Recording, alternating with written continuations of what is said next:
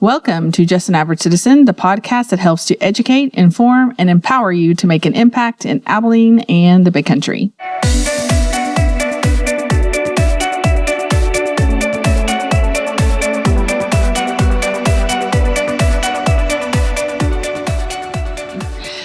Here we are on our off week of council meetings with the podcast. It's getting out a little later than I want, but we're still trying to figure out the right rhythm of what day is best to produce and get this published because there's a lot of moving parts going on in our world. And so thank you for being patient, but it's so important that you would help share this podcast and first of all, subscribe and then share this podcast with your friends and family so that they can know what's going on in our community. This has been an educational podcast to say the least, and it's important to understand all the moving parts of what's going on in our city so that we can be active citizens and making sure, first of all, being active citizens, but making sure that we're doing our part to stay informed and engaged on what's going on. And I feel like a lot of times I'm speaking another language here in town because for so long, many people have thought, politics is over here on its own. I'm not running for office. I'm not engaged in city business. I'm just going to stay in my lane over here. And that's what we've done. And especially if you're a part of the church, you've been told politics, you have to lie, steal, and cheat. You have to do things that aren't right in order to stay ahead and to stay involved. And so we don't go there. And it's left a really confusing and devastating message to our community because if we do not get involved in what happens in local government, then we lose the strength and the power we have of our influence to make an impact in the world that we live. Local government is the place where we have the most impact, the potential impact, because state is even bigger and it's harder to make a difference there from Abilene, Texas, and the nation is even harder because, again, we may have made the news because our city elected a Black mayor who voted overwhelmingly for Trump, but that's about all the impact we have in the world today. Most people have not heard of Abilene unless it's in a TV show or a book, and it's not even an accurate picture of Abilene. So Abilene in the Big Country, we're kind of on our own out here. We are taking care of ourselves and trying to do the right thing so that what we do here will have a ripple effect into the area, into our state, into our nation, into our region. All these places will come because of what we do here in the city. And it's really interesting that we can have that kind of impact because if we have people who are willing to stand up and do the right thing, regardless of the outcomes, everything's going to shift in this city. Everything's going to shift in our area because that's something that hasn't been what has led or motivated us in a long time. We do the right thing in terms of how do we stay under the radar? How do we stay kind of in the parameters we've been given? Let's just kind of stay in line because we don't want to rock the boat. And that's never made for a successful formula for anyone to just stay unnoticed and kind of follow along to get along. And so what I'm trying to do really is speaking specifically to those who are part of the church, because we know that we've stayed outside of politics for the last 4 or 5, maybe even I would dare say 7 to 8. For sure, 7 to 8, I would think, generation or decades, we've been outside of politics because somewhere along the way, someone said, we are supposed to focus on evangelism. We're supposed to focus on the social gospel. We're not supposed to focus on what it means to be a good citizen in our great nation. And people are probably tired of hearing me say it because, again, once I start seeing a shift in how we respond to this, then I'll probably start being less vocal about it. But so many people are joining us.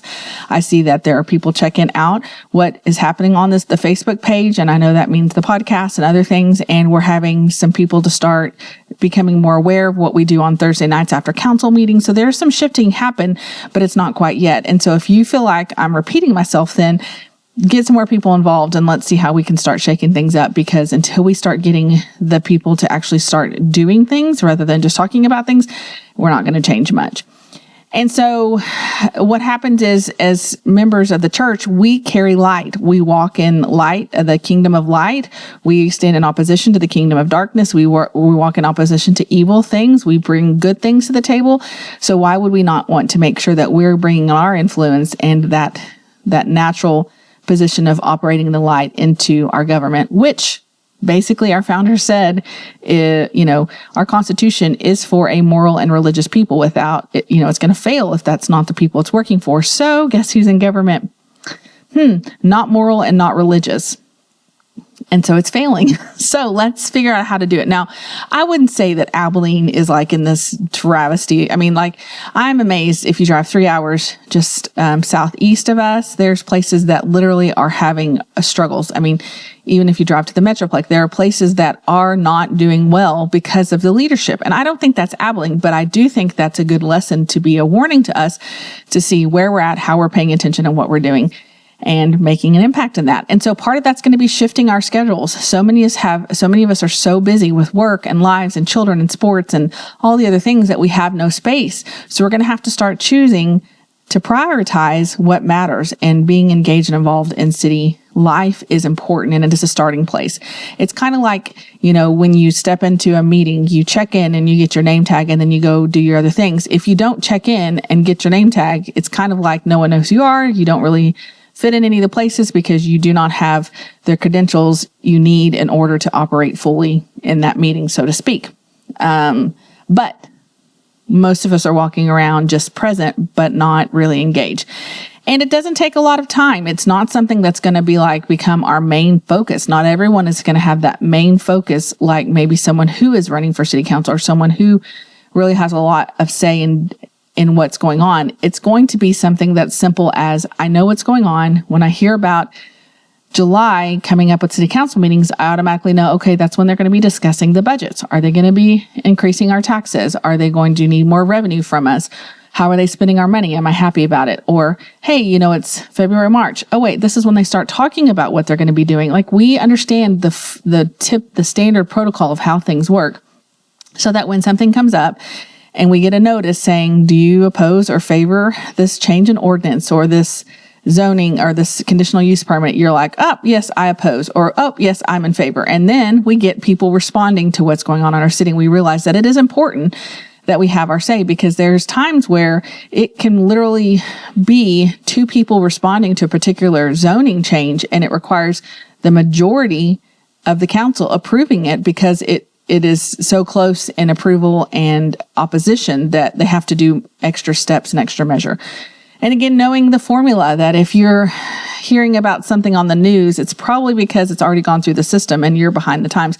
And, people show up all the time and they're frustrated because they don't know what's going on in this Lancium project. This whole project up in the north of town has caught a lot of people off guard, and they're frustrated, and yet there's no path forward for them to resolve things because when they get involved, it's too late in the game. And so these are the things we need to worry about. And of course, we would love to have godly leaders in positions of authority so that they know and they are accountable to someone greater than themselves. For the most part, everyone on council would say, hey, I go to church.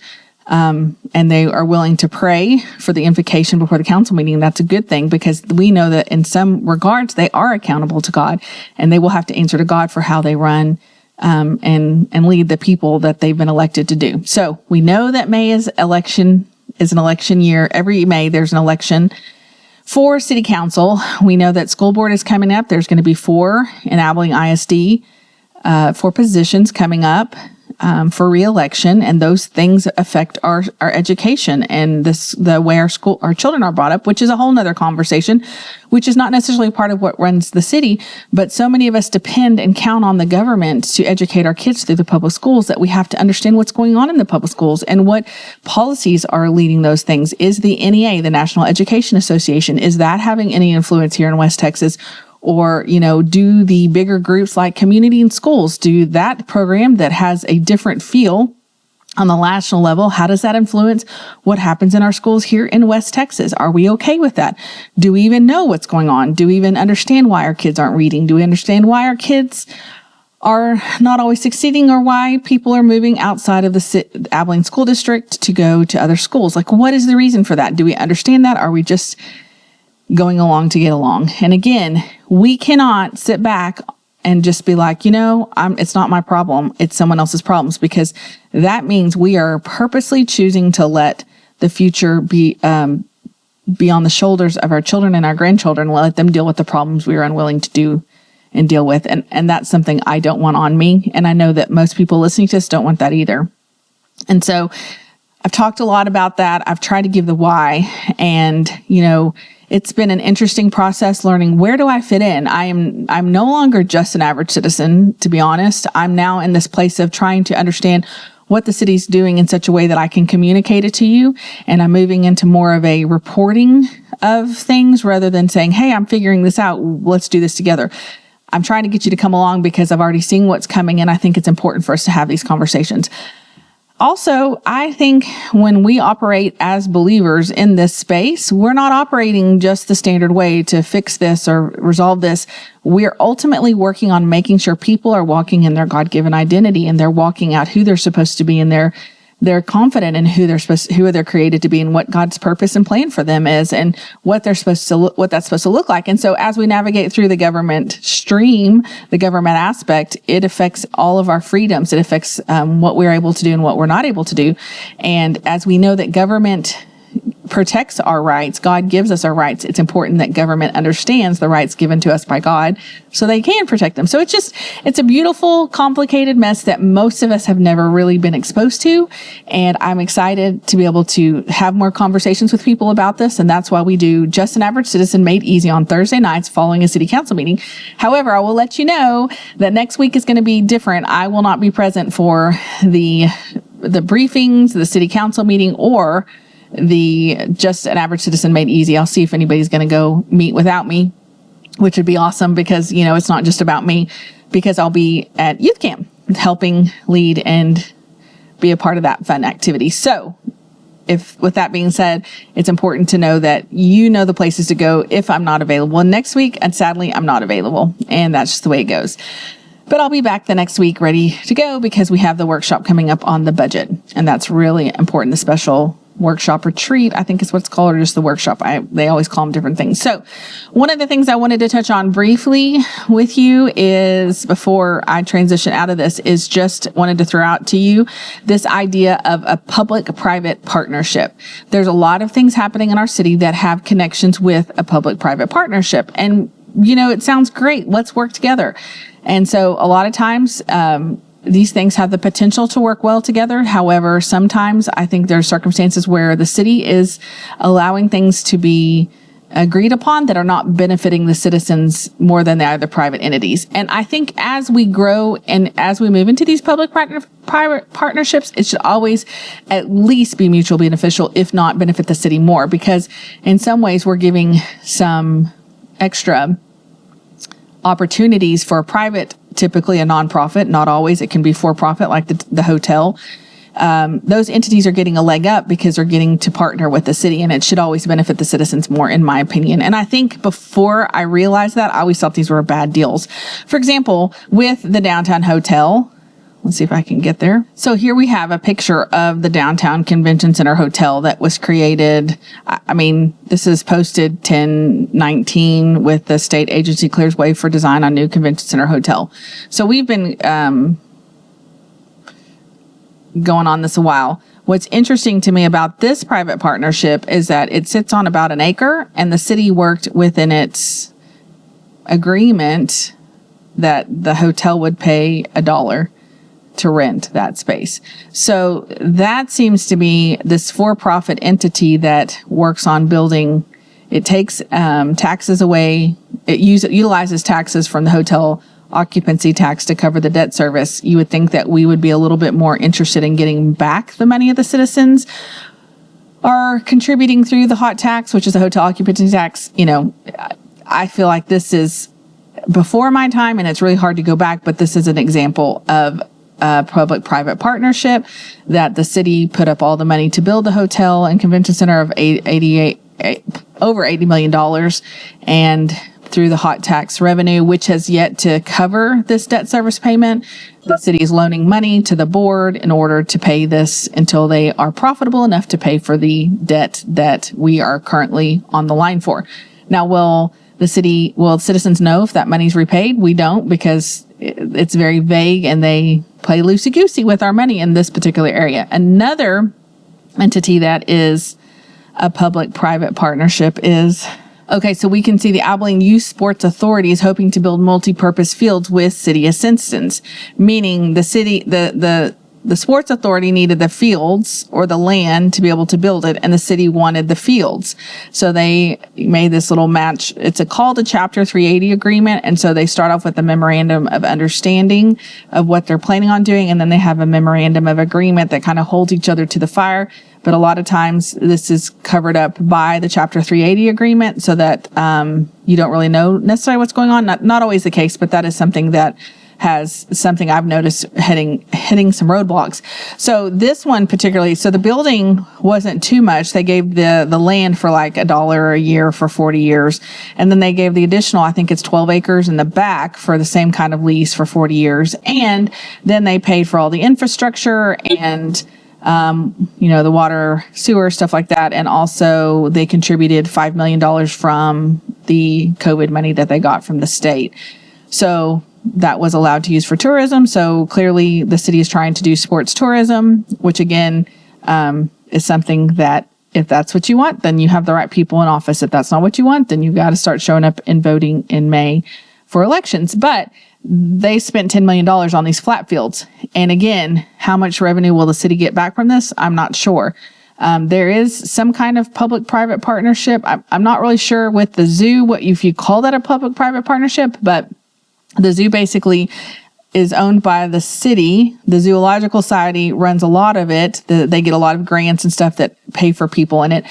But the city doesn't see any of that revenue come back in to help support what they're doing, because we're giving lots of money to the zoo and it doesn't necessarily come back. Now, again, I'm not saying that the zoo is a bad thing. This is just a public-private partnership that sends to favor the entity rather than necessarily the city. And then the last one I wanted to look at was the Abilene Heritage Square. So what we have found is that the Abilene Heritage Square, let's see if we can get this up. The Abilene Heritage Square is great because it's 41,000 square footage. I guess Linebeck, I'm not sure if that's the entity that designed this. The Abilene Heritage Square gets $500,000 from our TERS, which is revenue from our taxes, property taxes. The TERS takes off 30% off the top for a certain period of time, probably 30, 40 years. And then part of that money is going to fund this. $500,000 is the plan. They've also given money, the roof, I think, needed some repairs. So that money they got for that to cover those repairs from the insurance company has been given.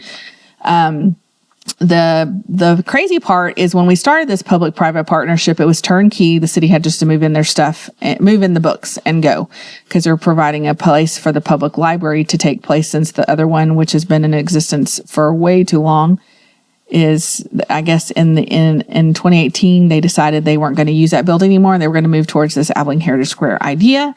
Maybe it's 2018. I can't remember. Maybe it's 2020. And so they've let that building kind of go off on the disrepair, waiting for this one. And so things like the elevators are not working. There's windows that are leaking into the basement, I think is right. They didn't replace those because they wanted all this money to go into this turnkey place where the city didn't have to pay anything. Unfortunately, now the case has changed and it's really hard to track this. I only heard this said at a city council meeting. I never actually saw it on paper or in writing. To my knowledge, is that we are going to be paying about $450,000 a year in leasing fees, which they justified because we already do that for the mall. Thankfully, we're closing the Mockingwood branch at the end of fiscal year 2020, or at the end of December of 2025 until the new one opens, because they're also putting smaller branches in the new rec centers. So there's a lot of shifting happening. But again, when we started this project was turnkey. Now we're paying almost $500,000 a year in rent. And it's not something that I'm saying is like, this is awesome or this is not awesome. I just think most people don't know the facts. And if you understood how these private public partnerships work, then you might have some different opinions. And I think this is a good one. It says a collaborative arrangement between government entities and private sector companies, typically for large scale infrastructure projects or public services. There are risks associated. There are long-term contracts, meaning decades. Private capital is used to fund the project, potentially reducing the burden on the public funds. So in the downtown hotel, that was not the case. It was public funds used to invest in the hotel. In the Abilene Youth Sports Authority, I would say they probably raised 2/3 of the money through private entities. So it was a little bit more that way. And in the Abilene Heritage Square, it was definitely more that way. And then they're hoping to improve the efficiency and quality of public services. So again, there are tools that are available for citizens to use and entities to use to move forward and have better things in our city. The problem is most of us who listen to this podcast and who are trying to figure out how to get it re-engaged is we don't understand the tools and how they're used. And so it can feel like we are not getting the full experience out of engaging in city life or in how the managing of city life. And so it's important for us to start learning these ideas so that we can start having access to some of the tools that we just are unaware of. And I've been talking about that a lot with people recently. It's just that a lot of people are concerned about what's going on in our city. And I really think that they're confusing the tools that people use and take advantage of to get things accomplished. And the fact that most of us are ignorant of these tools and how they're working out for the advantage, not because people are favored, but because the people are using those tools better. Does that make sense? It can be kind of confusing at times, but I think it's important to understand that what we have been taught, how we've been raised in schools, what our kids are learning are not to be involved and engaged in this manner. And it's important that we're paying a street maintenance fee every month on our water bill. We've got a big Cedar Creek waterway or Cedar Crest waterway, the name's left me, that they're trying to build over the next 10 to 15 years. It's going to increase because they're going to need capital to be able to build that to the tune of hundreds of millions of dollars. There is, water infrastructure repair that's coming. There are things that are coming. And I was shocked when I heard that, more people care about social issues than they care about their taxes going up. And so in the light of what's happening in the next few weeks, where the city council will be deciding if they're going to be able to maintain the tax rate, if they're going to increase it, or if even possibly they'll reduce it, which would be awesome and would make me a big fat liar. Because one of the things I said on my campaign is I know things that are coming up. I know what's coming down the pike. I know that there are going to be costs that I'm not sure we have the revenue to cover it. And so will our taxes go up? I think that they will have to because of the things we're covering. However, I don't think I factored in the Lancium, the way they're spending money through that AI project. There could be some changes with that I'm unaware of. And, that's the thing we do is we live and learn and we try and figure out what's best and move forward with the information we have until we're presented with new information. And so I think these things matter. And most people don't even recognize the amount of taxes we pay in our city because we're just used to it. And it's high. It's at an all-time, it's not at the highest level, I don't think, but of the last 10 years on that sliding scale that they look at, it is one of the higher years of what we've been paying. And part of it was we had low revenue, low sales tax last year. And I think that's been fixed and mitigated. So we'll see. But it's important that you understand this. And if there's any part I have tried to explain to you that you don't understand, make a comment and I'll be clear, because sometimes even I start to get into the thing and that thinking process where I speak the lingo, I understand the lingo, and I forget that not everybody understands what that. So if you hear about a public-private partnership, I hope you understand a little bit more about that. And also you understand the why. It's for our children and their grandchildren. And we don't want to leave a taste in their mouth where they're like, why did they leave this for us to take care of? Let's take care of it. Let's fix it. Let's move forward in a positive way. And the best way we can do that is start by showing up to Thursday nights to just be just an average citizen made easy.